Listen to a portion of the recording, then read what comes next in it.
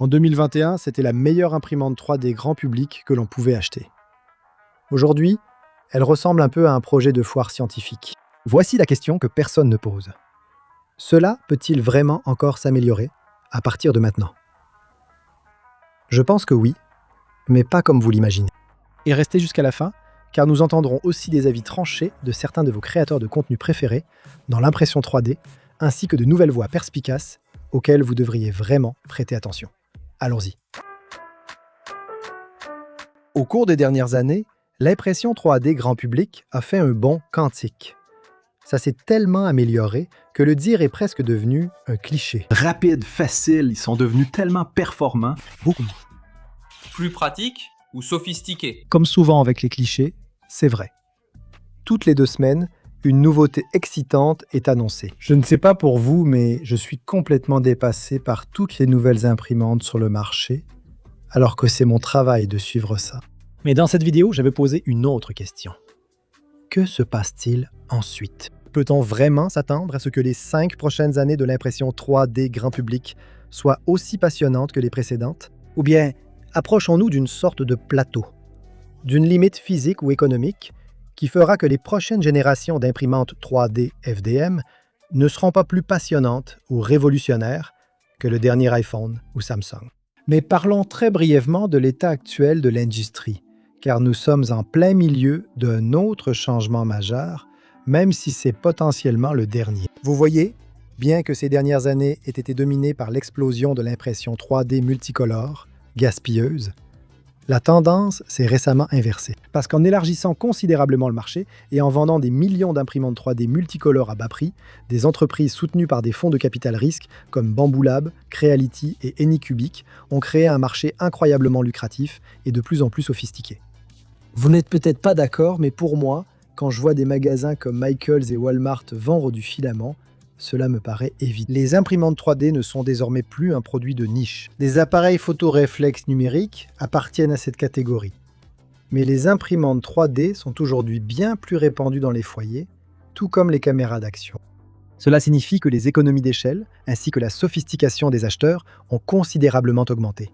Et les gens en demandent davantage. Cela signifie moins de déchets de purge, des temps d'impression plus courts, des matériaux de qualité industrielle, et une véritable impression 3D multimatériaux. C'est pourquoi, par exemple, Snapmaker a battu des records sur Kickstarter avec le lancement de leur U1, et pourquoi des marques comme Sovol, Flashforge et Prusa sont submergées par une demande pour ces imprimantes de nouvelle génération qu'elles ne peuvent actuellement pas satisfaire. C'est aussi pourquoi tout le monde dans l'industrie, des acteurs établis aux nouveaux venus, essaie de trouver des moyens de se différencier. Si un changeur d'outils à 4 couleurs et 300 degrés Celsius ne vous suffit pas, eh bien que diriez-vous d'un modèle à 8 couleurs ou d'un avec une chambre chauffée?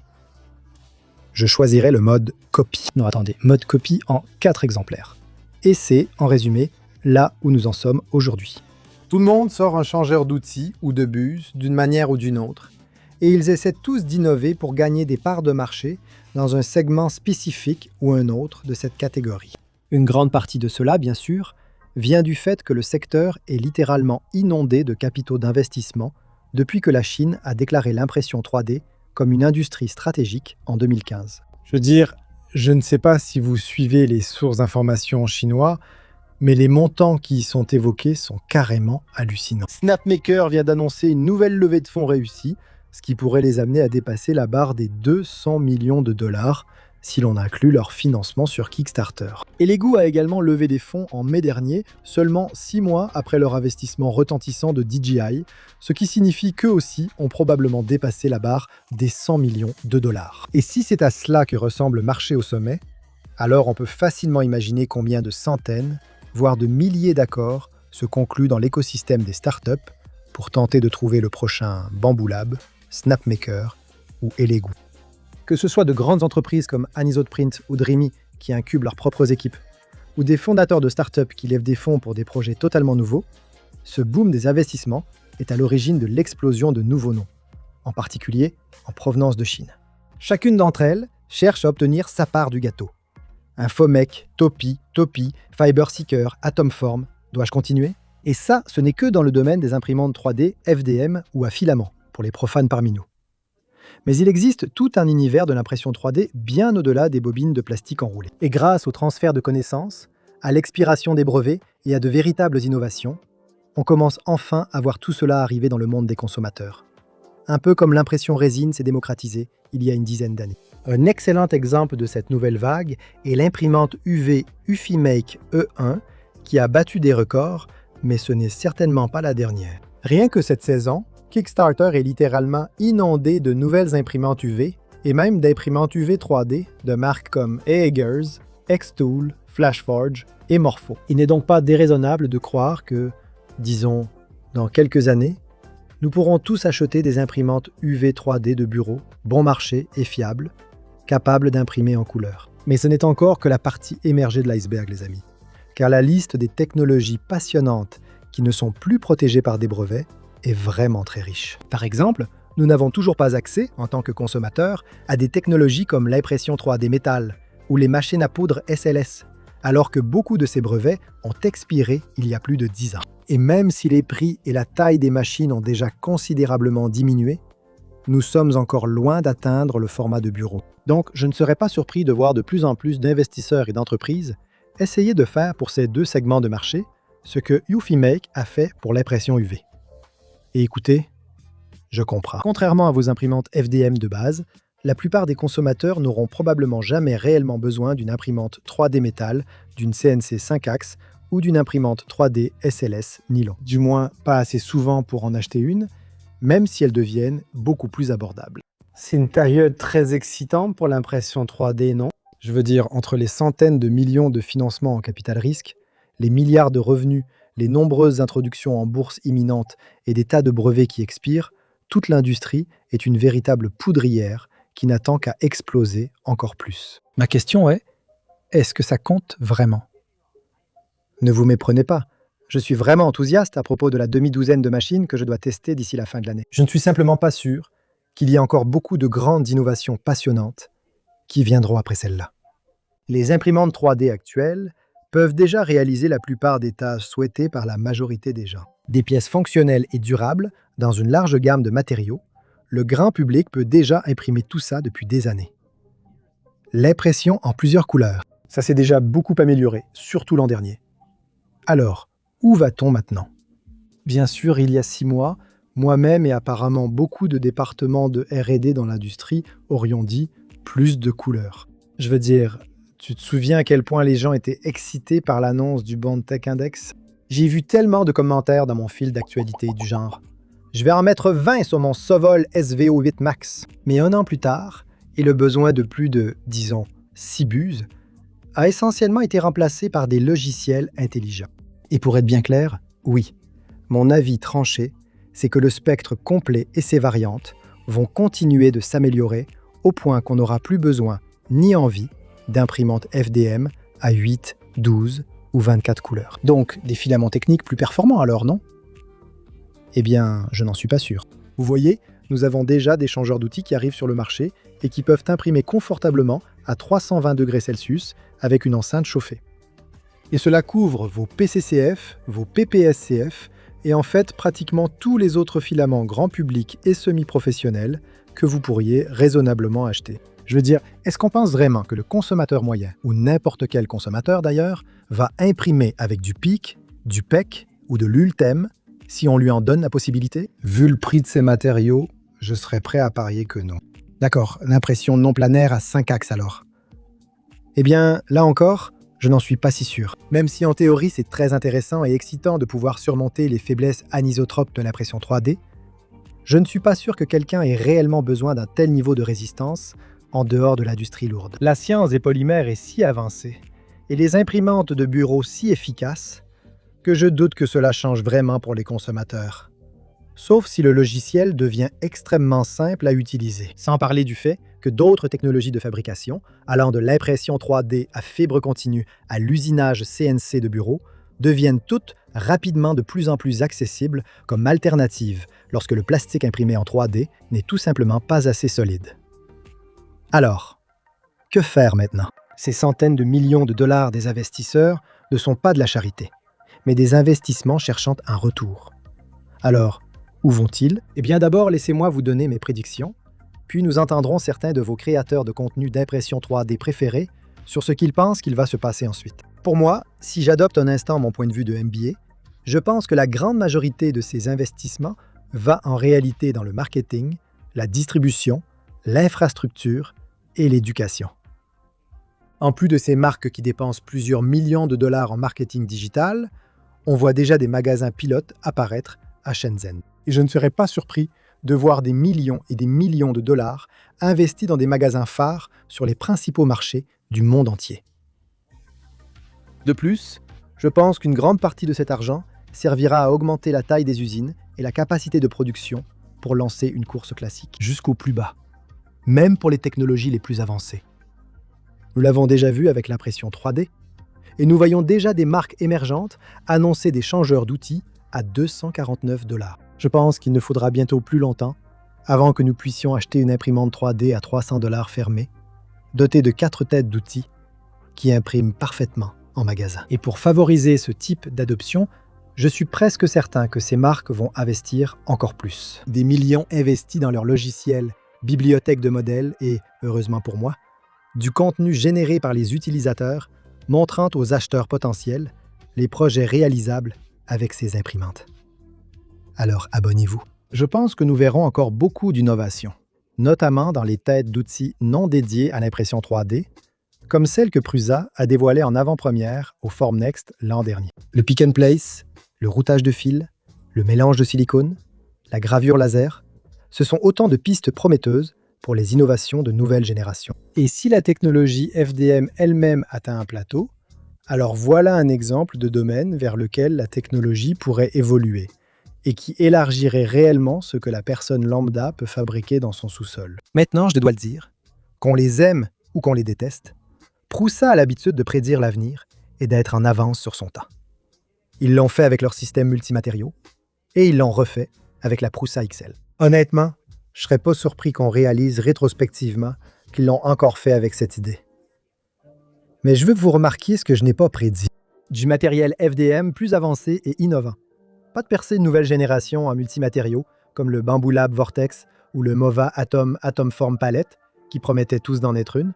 Aucun changement massif dans les systèmes de mouvement, comme le passage récent au Core XY, qui permet une impression 3D plus rapide et de meilleure qualité.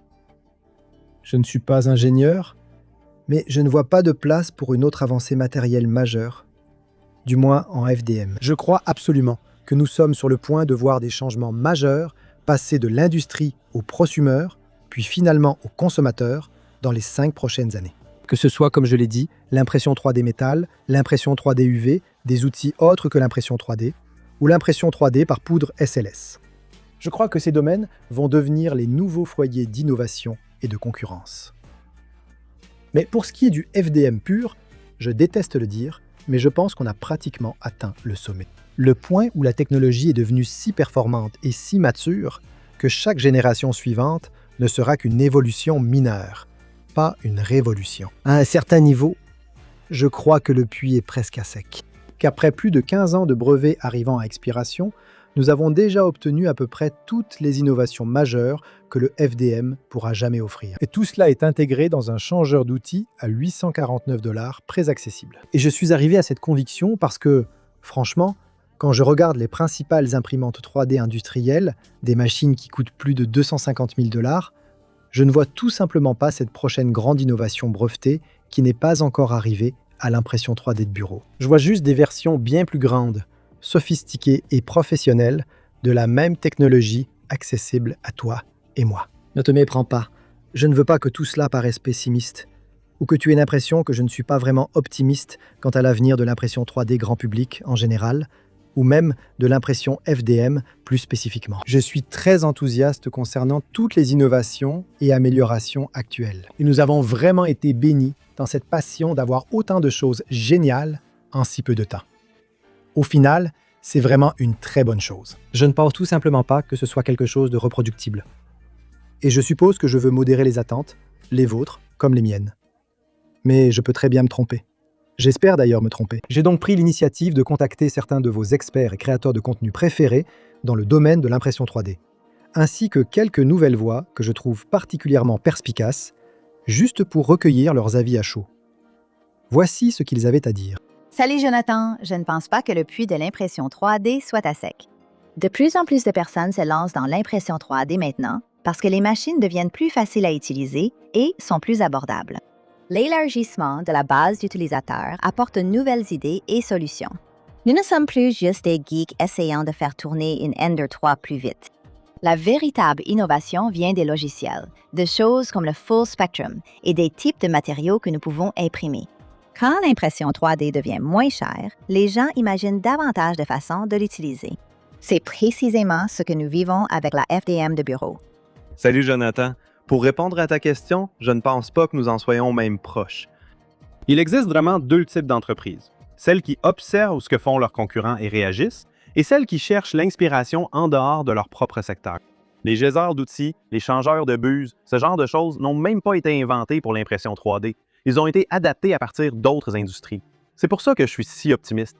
Des milliers de technologies évoluent hors de l'impression 3D de bureau, et beaucoup de ces idées finiront tôt ou tard par se retrouver dans nos machines.